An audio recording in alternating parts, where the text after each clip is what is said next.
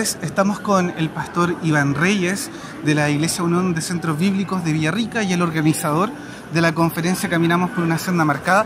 Pastor, en primer lugar quiero agradecer por esta conferencia que es de mucha bendición, de mucha edificación para muchos de nosotros en Chile que anhelamos ser expuestos con la palabra y confrontados con ella. Así que muchas gracias en primer lugar por el gran esfuerzo de hacer y preparar todo esto.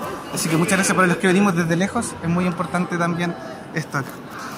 Quiero también hacer algunas preguntas. En primer lugar, pastor, la primera pregunta que yo le quiero hacer es respecto de qué pasa si en mi iglesia, en la cual yo asisto, no se predica sana doctrina.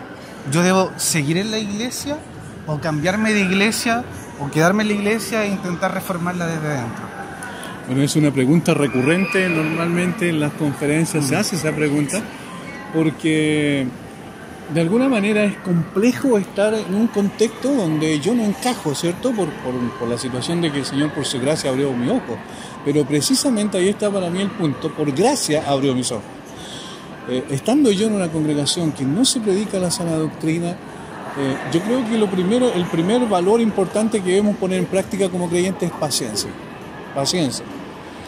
¿Por qué? Porque evidentemente yo no tengo la capacidad de cambiar las cosas de un día para otro y tengo que orar al Señor para que el Señor en su gracia pueda obrar para que esto pueda ser posible.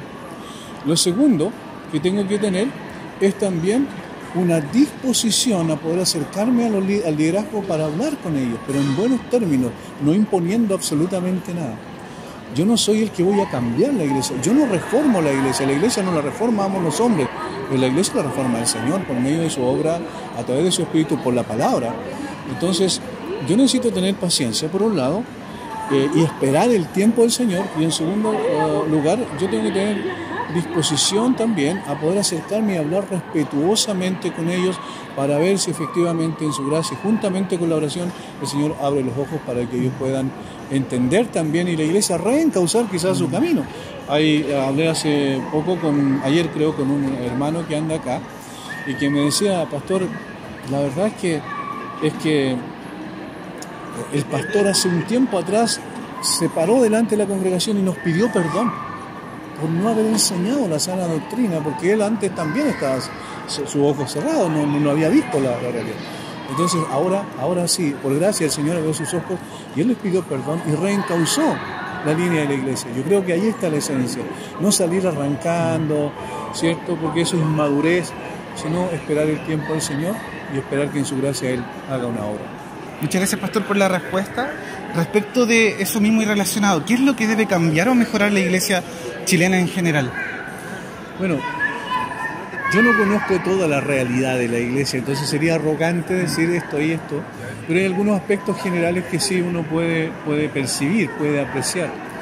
Yo creo que hay dos fenómenos. Uno, en la iglesia que todavía no ha entendido la doctrina de la gracia, que en el fondo son el eje rector de una reforma de la iglesia. No es lo único, pero es el eje rector.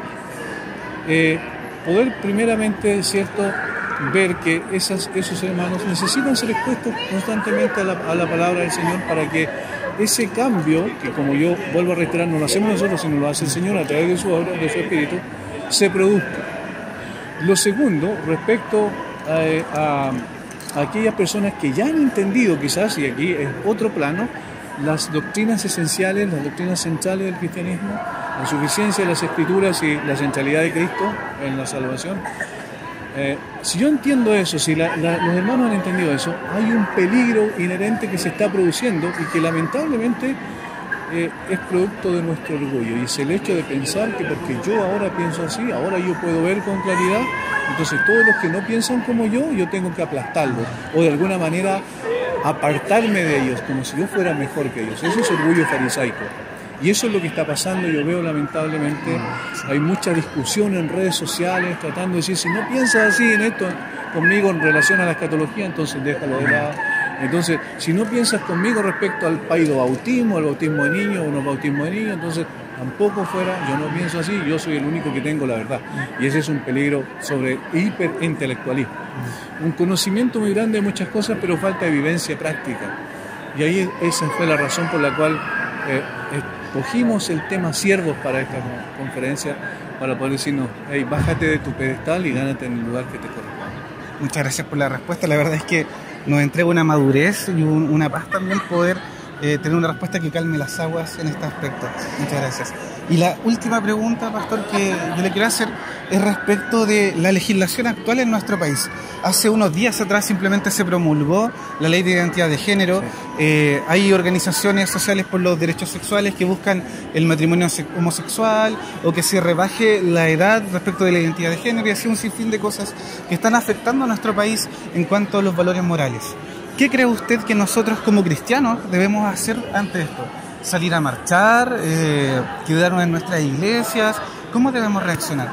Bueno, yo creo que hay dos cosas esencialmente. Una, hay que capacitar a los creyentes dentro de nuestras iglesias respecto a estos peligros inherentes que hay.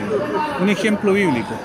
El apóstol Pablo estaba en Roma y el pastor probablemente de la iglesia de Colosas fue a Roma y junto con visitar al apóstol Pablo y preocuparse por sus necesidades también le presentó una situación que se estaba dando en el contexto de la iglesia, quizás todavía ni siquiera dentro de la iglesia, que era el gnosticismo. Entonces el apóstol Pablo toma eso y escribe una carta para refutar eso y preparar de esa manera entonces a los creyentes para que no fueran seducidos, llevados cautivos literalmente, lo que dice, mirad que nadie os engañe, llevados cautivos, y entonces salgan del camino correcto que el Señor ha establecido con la suficiencia de Cristo, porque ustedes están completos en Cristo. Entonces, eso yo creo que es lo primero. Lo primero es preparar a la iglesia, que la iglesia sepa. El 2014, creo que 2013 o 2014, yo hice una conferencia sobre ideología de género en la iglesia, porque se percibía que venía esto de Europa muy fuertemente y llegó muy rápidamente y se masificó, tal cual como tú dices.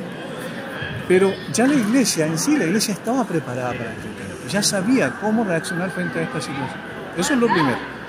Y lo segundo tiene que ver con lo que nosotros somos externamente. Y de alguna manera el pastor Héctor Salcedo trató cuando habló sobre la integridad del siervo. ¿Cómo vamos a enfrentar esto en el plano social? Yo creo que, y es una opinión muy personal, respeto absolutamente lo que lo hacen.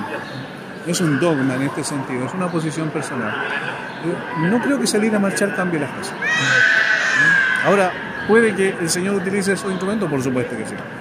Pero yo creo que es más la capacitación que nosotros tenemos, darle los argumentos, las evidencias, para que cada uno de los creyentes, en términos de su propia vida, en su contexto donde trabajan, ellos puedan poner las cosas en su lugar diciendo, esta es la verdad y por esta y esta razón.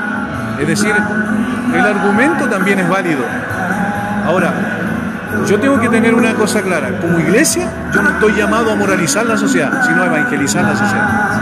Y al evangelizar la sociedad, entonces yo estoy también contribuyendo, porque la predicación del evangelio produce cambios sustantivos en la persona, y esos cambios sustantivos se dan también en la forma de pensar, como recién escuchábamos, y la forma de vivir de la gente. Entonces, esas dos áreas yo creo que hay que hacer.